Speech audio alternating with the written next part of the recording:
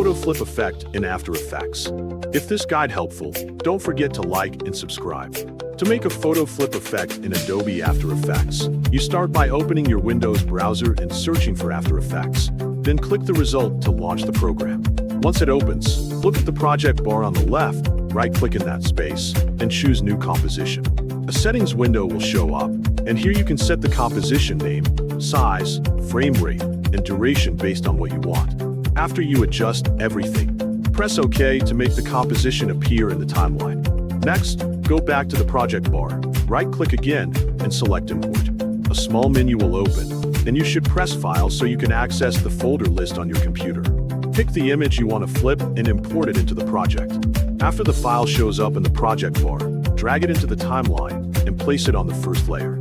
You can then scale the image by selecting it and adjusting the size controls until it fits the composition the way you like. Once you set the size, go to the timeline and turn on the 3D switch for the image layer.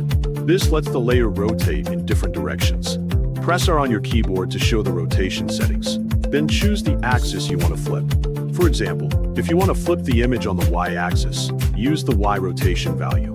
Turn on the keyframe button for that property. Then set your first keyframe to 180 so the image starts flipped.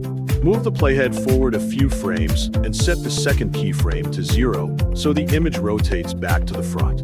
Select both keyframes and press F9 on your keyboard to smooth the motion. After that, open the graph editor and shape the graph based on how fast or slow you want the flip to feel. You can also copy someone else's graph if you prefer a quick setup.